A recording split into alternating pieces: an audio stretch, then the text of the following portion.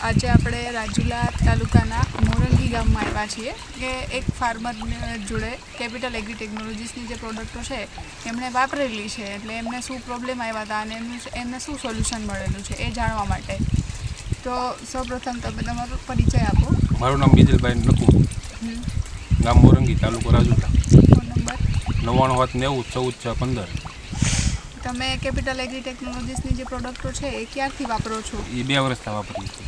કયા કયા પાકમાં તમે એનો ઉપયોગ કરેલો છે? મગફળી ને ડુંગળી. એમાં મગફળીની અંદર તમને શું પ્રોબ્લેમ આવેલા હતા? સફેદ ફૂગ બહુ આવતી, એમાં રિઝલ્ટ સારું મળ્યું. અને ડુંગળીમાં? ડુંગળીમાં સરમોન બરમોન આવતી, એનાથી રિઝલ્ટ સારું થાય છે. જ્યારે તમે તમારા ડુંગળીના પાકમાં આવ્યું ચરમો, ત્યારે તમે કોને મળ્યા હતા? દાદાને મળ્યા હતા. રીંગણી દાદાએ તમને શું સજેશન આપ્યા પછી? એને 2-3 જાતની દવા આપી હતી.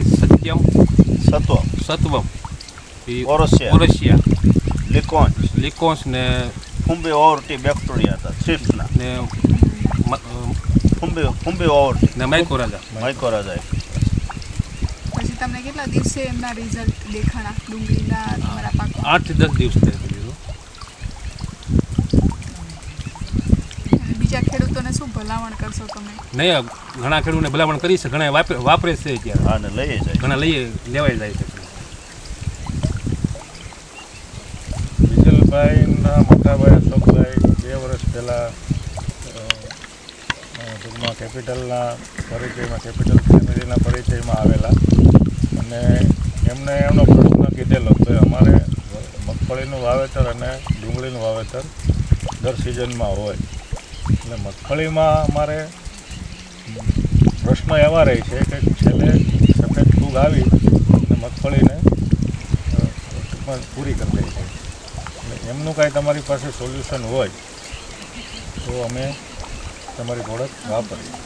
એટલે એ સમયે આપણે બાયોલાઇઝર CBC અને બાયોલાઇઝર PSF એમ તબક્કાવાર આપણે મગફળીમાં એક સિઝનમાં એક જ ખેતરમાં આપણે એને વપરાવે છે. એમને સારામાં સારા રિઝલ્ટમાં મગફળી છેલ્લે જતી રહેતી, જે પ્રોડક્શન હાથમાં ન આવતું, એને બદલે પ્રોડક્શન બી સારું મળ્યું, પ્રોડક્શન પ્લસ થયું અને એનો જે પ્રશ્ન હતો એનો પ્રશ્ન સોલ્યુશન એમ કેપિટલની પ્રોડક્ટથી આવી ગયું. પછી અગ્રેસિવ ફાર્મર છે એટલે અવારનવાર આપણે રીંગણીવાળા આપણા દાદાને ત્યાં મુલાકાત એમની થાય અને પ્રોડક્ટ વિશે માહિતી લેતા. ડુંગળીમાં બી પછી એને બીજી સિઝનમાં ડુંગળીમાં આપણી પ્રોડક્ટ બધી વાપરવાની ચાલુ કરી. માઇક્રોમેજિક, સત્વમ, લિકોન્સ, બાયોલાઇઝર CBC, ઓરસિયા, આ બધી પ્રોડક્ટ રેગ્યુલર તબક્કાવાર વાપરે છે અને બીજા ખેડૂતોને બી સારી એવી ભલામણ કરે છે. જનરલી આ એરિયામાં કયા કયા ડિઝીઝ આવતા હોય છે? મેન સોઇલ બોર્ન ડિઝીઝ બધા આવે છે. ફાર્મર પ્રેક્ટિસ આ એરિયાની એવી છે કે કેમિકલ્સનો લગભગ સતત કેમિકલ્સ ફર્ટિલાઇઝર અને કેમિકલ્સ પ્રોડક્ટ બધી પેસ્ટિસાઇડનો ઉપયોગ વધારે થાય અને ક્રોપ પેટર્ન બી ચેન્જ થતી નથી, કન્ટિન્યુ ક્રોપ પેટર્ન એક જ રહેતી. એટલે સોઇલ બોર્ન ડિઝીઝ લગભગ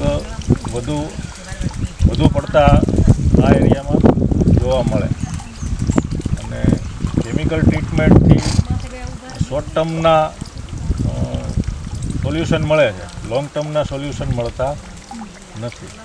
પણ અશોકભાઈ પોતે એક સારા પ્રગતિશીલ ખેડૂત અને ટેકનોલોજી ઉપર થોડીક ટૂંકમાં એનું જાણકારી બી લે છે અને એપ્લાય બી કરે છે, એટલે એને સારી એવી સફળતા મળી.